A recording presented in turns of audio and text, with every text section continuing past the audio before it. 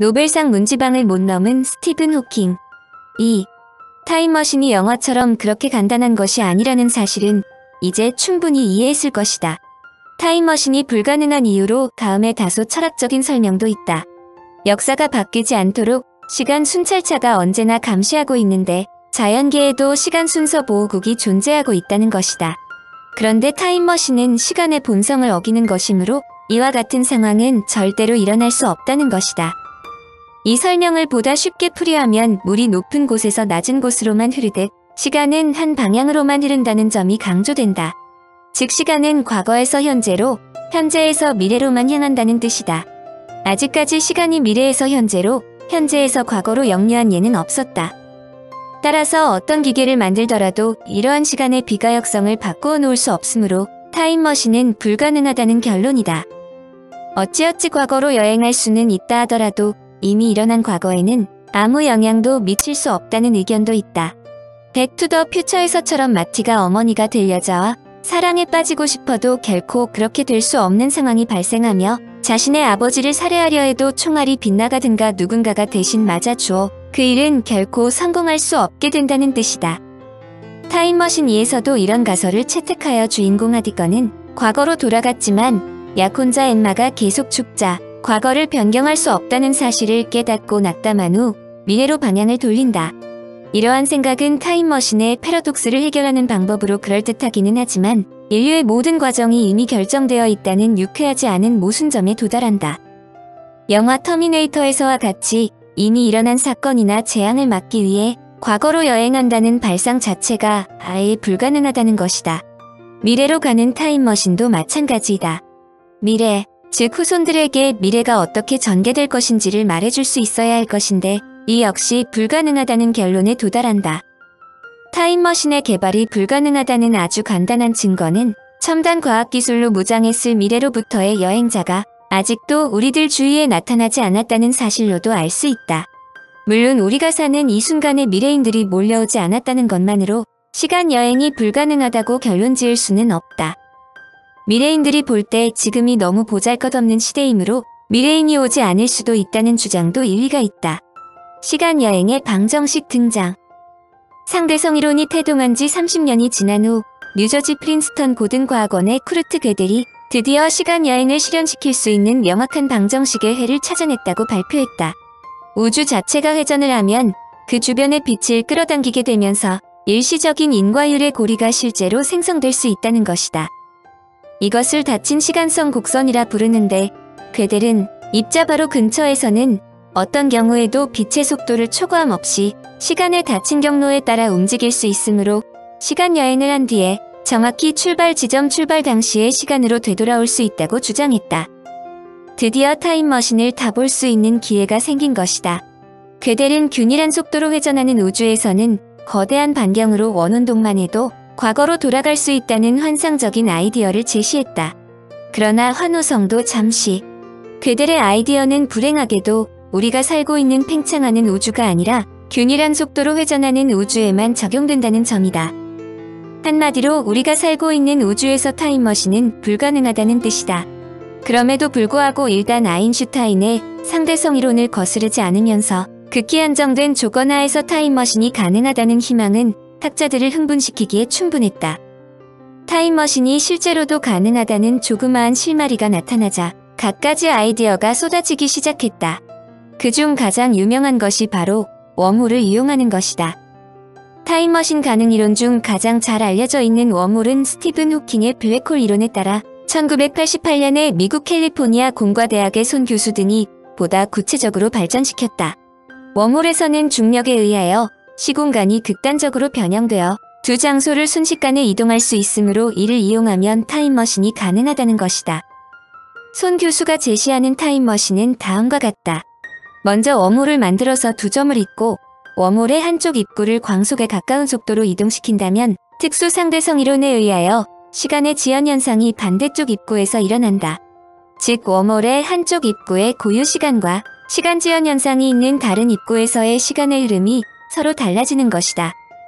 따라서 정지하고 있는 쪽에 웜홀의 입구에서 또 한쪽의 입구까지 이동하고 그리고 웜홀을 통과하여 원래의 지점으로 되돌아간다면 출발한 시각보다도 앞선 시각으로 되돌아가게 되는 것이다. 손 교수가 웜홀을 착상한 것은 뒤에서 이야기하는 천문학자이자 저술가인 칼 세이건 때문으로 알려졌다. 세이건 박사는 공상과학소설인 콘택트를 집필하면서 26광년 떨어진 행성에 1시간 만에 도달하기 위한 방법론을 손 교수에게 질문했다. 손 박사는 그 수단으로 유명한 웜홀을 제안했고 그것으로부터 시간여행 이론은 급속도로 빨리 알려지기 시작했다. 웜홀을 이해하려면 우주에 있다는 블랙홀과 화이트홀을 이해해야 한다. 세 가지 홀은 모두 우리의 상식에서 벗어난 이상한 천체라는 공통점이 있다. 우리의 상식에서 어긋나는 까닭은 이들 세 홀이 우리가 잘 알고 있는 지구나 태양의 중력에 비해 엄청나게 규모가 크기 때문이다. 블랙홀이란 간단하게 말하여 물질은 물론이고 빛조차 빨아들여 검게 보인다라고 간략하게 설명되는데 블랙홀에 대해서도 워낙 많은 자료들이 있으므로 간략하게 언급한다. 블랙홀의 특징은 막대한 중력을 가지고 그 주변의 모든 물체를 일방적으로 삼켜버리는 데 있다. 여기에서 일방적이라는 뜻은 일단 검은 구멍 속으로 들어간 물체는 다시 검은 구멍의 중력으로부터 빠져나올 수 없다는 것이다. 블랙홀에 들어간 물체가 빠져나올 수 없는 것은 탈출 속도가 중력을 이기지 못하기 때문이다.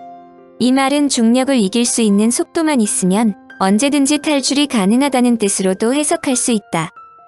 블랙홀은 별의 진화 이론에 따라 생긴 이론으로 일반적으로 별의 진화에서 마지막 단계에 이르면 여러 가지 변수가 생긴다. 그 중에서도 질량이 큰 별, 특히 태양보다 30배 이상 질량이 큰 별은 블랙홀이 되어 생을 마감한다. 실제로 태양이 블랙홀이 되려면 반지름이 3km가 되어야 하고 지구가 블랙홀이 되려면 1cm 정도로 작아져야 한다. 사람의 경우 전자보다 1천만 배나 더 작아져야 한다. 이론적으로 가장 적은 블랙홀의 질량은 10만 분의 1g이다. 이렇게 작은 블랙홀은 고온 고압 상태였던 빅뱅 때 만들어졌다고 추정된다. 여하튼 천문학자들은 별의 시체로서의 블랙홀을 찾는 데 주력했다. 블랙홀은 이름 그대로 아무런 빛도 내지 않는 존재이기 때문에 우주 공간에 홀로 있으면 관측할 방법이 없다. 하지만 학자들은 블랙홀이 쌍성을 이루고 있을 경우에 방출되는 X선을 관측하면 블랙홀의 존재를 알 수 있다는 것을 발견했다. 찬드라는 2000년 1월 18일 100조짜리 X-1에서 블랙홀의 증거를 포착했다. 이것은 블랙홀로 밝혀진 최초의 별이며 그 후 나사는 허블 우주망원경 통계에 따르면 대부분의 은하에 거대한 블랙홀이 있다라고 결론을 지었다. 블랙홀은 여느 은하만큼이나 흔한 천체라는 뜻이다. 웜홀, 즉 벌레구멍은 블랙홀의 사촌뻘이 되는 시공간이다. 우주의 구조를 결정하는 중력 방정식에 의하면 블랙홀과 비슷한 성질을 갖는 웜홀의 해가 자연스럽게 얻어진다. 그런데 이 웜홀이 학자들의 주목을 끄는 이유는 시공간 사이를 잇는 좁은 지름길 역할을 할 수 있다는 점 때문이다. 웜홀은 간단하게 사과 위를 기어가고 있는 벌레에 비유된다. 사과 표면에서만 움직일 수 있는 2차원 공간의 벌레는 표면의 두 점 사이를 표면을 따라서 갈 수밖에 없다. 그러나 제3차원이 허용된다면 두 점을 직선으로 잇는, 즉 사과 속으로 파 들어가는 벌레 구멍이라는 지름길이 생긴다. 이와 마찬가지로 별과 별 사이 또는 우리 은하와 다른 은하 사이에도 이러한 지름길이 있다고 생각하는 것이다. 모든 지름길이 그렇듯이 지름길이 갈라지는 곳에서는 길이 급하게 꺾어지는 법이다. 즉 웜홀은 시공간이 급하게 구부러지는 곳에서 시작된다. 아인슈타인에 따르면 시공간의 구부러짐은 중력에 의한다고 볼 수 있으므로 여기서는 강한 중력이 작용할 것으로 짐작한다. 이것이 블랙홀과 웜홀이 서로 관련을 갖고 있다고 생각하는 이유이다. 화이트홀은 수학적으로는 블랙홀을 시간적으로 뒤집은 것이다. 아인슈타인의 중력 방정식은 뉴턴의 중력 방정식이나 양자론의 방정식과 같이 시간을 뒤집어도 그대로 성립한다. 화이트홀은 블랙홀과는 반대로 물체를 일방적으로 뱉어내는 구멍이므로 일반 상식으로 이해하는 것이 쉽지 않지만 물리학자들은 이론적으로 가능하다고 설명한다. 블랙홀과 화이트홀을 이해하면 웜홀을 이용하여 타임머신이 가능하다는 걸 쉽게 이해할 수 있다. 웜홀은 기관 모양의 관으로 연결된 두 개의 입구를 갖고 있으며 여행자는 웜홀의 한쪽 입구로 빨려 들어가 기관을 따라 내려가서 아주 짧은 순간에 다른 쪽 입구로 빠져나올 수 있다고 설명된다. 웜홀은 얼마나 떨어져 있는가는 문제가 되지 않는다. 공간을 굽힐 수 있다면 실제 거리가 얼마이든 웜홀의 길이는 일정하게 조절할 수 있기 때문이다. 일례로 지구에서 달까지의 거리는 38만 4천 킬로미터인데 1m의 웜홀이 생기면 한 발짝만 옮겨도 달에 갈 수 있다. 순간적이기는 하지만 그 과정은 우주를 가로지르는 것이 될 수도 있다. 바로 공상과학자들이 원하는 원리이며 SF 영화들은 대부분 이 이론을 채택한다. 블랙홀 등 난해한 우주 문제를 풀어가면서 타임머신의 가능성을 제시했다는 것만으로도 뉴턴, 아인슈타인과 같은 반열에 올라있다고까지 평가되는데, 그가 타임머신에 대한 가능성을 시사했지만 정작 스티븐 호킹은 개인적으로는 타임머신을 제작하는 것이 불가능하다고 생각했다. 호킹 개인적으로는 타임머신을 제작할 수 없다고 생각한다는 점이 매우 충격적이지만, 그가 타임머신이 가능하다고 생각한 것은 매우 단순한 생각에서 출발한다는 데 큰 장점이 있다. 간단하게 말한다면 그는 블랙홀이 유입된 정보를 밖으로 내보내지 않기 때문에 타임머신이 가능할 수도 있다고 생각한 것이다. 미래와의 조우, 엄밀한 의미에서 타임머신이란 말은 상당히 오래전부터 사람들의 상상력에서 도출되었지만, 많은 사람들이 스티븐 호킹을 타임머신의 주인공으로 상정하는 것은 타임머신이 가능할지 모른다고 주장한 사람이 다름 아닌 스티븐 호킹이기 때문이다. 즉 타임머신의 이론적 배경을 스티븐 호킹이 만들어 주었다는 데 중요성이 있다. 스티븐 호킹은 갈릴레오 갈릴레이가 죽은 지 딱 300년, 뉴턴 탄생 300주년이 되는 1942년 1월 8일 영국 옥스퍼드에서 의사인 프랭크 호킹과 이사벨 호킹의 맏아들로 태어났다. 당시 아버지는 국립의료원의 기생충과 과장이었는데 8살 때 가족은 런던 근교 세인트 앨번스로 이사갔다. 그는 매우 내성적인 아이였는데 그들의 가족은 집에서 식사하기 전 조용하게 책을 읽은 뒤 밥을 먹었다고 한다. 그는 처음 여자 전문학교인 세인트 앨번스 소녀학교를 다녔는데 소년들도 10살까지 다닐 수 있었기 때문이다. 11살에 세인트 앨번스 학교로 전학하였는데 처음에는 그의 명석함이 드러나지 않았지만 한 친구는 그가 똑똑한 꼬마 과학자였다고 회상했다.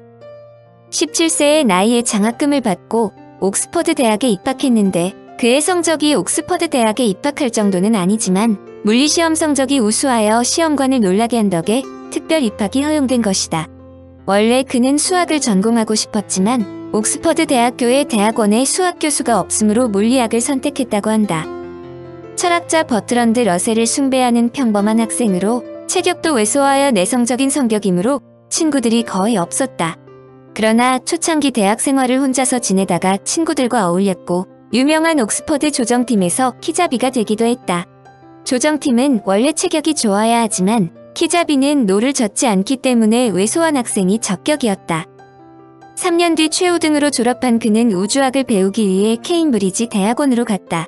케임브리지 대학원에서 우주론 박사과정을 막 시작할 무렵 계단에서 자주 굴러떨어지는 등 어이없는 사고를 겪더니 몸속의 운동신경이 차례로 파괴되어 서서히 온몸이 마비되는 루게릭병에 걸렸다고 판정받았다. 천재성을 막 싹 태우던 21살 때로 의사는 2년의 시한부 인생을 선고했다. 의사 판정대로라면 1965년에 그는 이미 죽었어야 하는데 그는 2018년까지 살았으며 그는 치명적인 병에 걸렸다는 것을 알자 생전에 무언가 성취하겠다는 굳은 결심을 한다. 그는 당시를 다음과 같이 회상했다. 그 당시 내 꿈은 혼란스럽기만 했다. 건강 상태에 대한 진단이 내려지기 전까지 나는 삶에 대해 지겨워하고 있었다. 가치가 있는 어떠한 일이라도 보잘것없어 보였다. 하지만 병원에서 나온 날, 나는 내가 처형되는 꿈을 꾸었다. 형 집행이 연기만 된다면 내가 할 수 있는 가치 있는 일들이 많다는 것을 문득 깨달았다. 그의 병세는 의사가 예상한 것보다 훨씬 느리게 진행되었고 지도교수인 스키야마 교수의 지도하에 상대론과 우주론을 본격적으로 연구하기 시작했다. 그는 루게릭병을 진단받기 직전에 사귀었던 제인 와일드와 결혼하여 3명의 아이를 낳았다. 1985년 제네바에 있는 유럽 입자물리학 연구소를 다녀온 후 폐렴 진단을 받아 기관지 절개 수술로 파이프를 통해 호흡하고 목소리를 완전히 잃었지만 극적으로 건강을 회복했다. 이후 스티븐 호킹이 유일하게 움직일 수 있는 것은 2개의 손가락으로 음성 합성기 등을 통해 말하고 글을 쓸 수 있었다. 이러한 신체적인 악조건에도 불구하고 그가 이론 물리학에서 세계적인 학자가 될 수 있는 것은 이론 물리학의 특수성 때문이다. 그와 정상 우주론 재창자인 프레드 호일과의 첫 조우 장면은 그야말로 전설적이다. 프레드 호일이 영국 왕립학회에서 자신의 정상 우주론에 관한 강연을 하면서 우주가 영원히 팽창하는 것처럼 보이지만 팽창과 수축 사이를 꾸준히 맴돌고 있다고 주장했다. 강연이 끝나자 젊은 대학원생인 호킹이 호일에게 질문했다. 호킹, 교수님이 말씀하신 그 양은 발산합니다. 호일, 그렇지 않네. 호킹, 그렇습니다. 호일, 그걸 어떻게 알지? 호킹. 제가 알아냈으니까요. 그의 장담은 그가 곧바로 정립한 이론으로 증명되었고 곧바로 박사학위를 받았으며 호킹은 이약 유명 인사가 된다. 이론 물리학은 사고 능력만 있으면 연구할 수 있는 학문이어서 유기릭병이 오히려 호킹으로 하여금 연구에 매진하는 계기가 되었다고 볼 수 있다. 시한부 인생을 살고 있는 호킹은 자신이 죽기 전에 인류의 최대 의문을 풀어야 한다고 생각했다. 우주의 만물은 어떻게 시작했을까?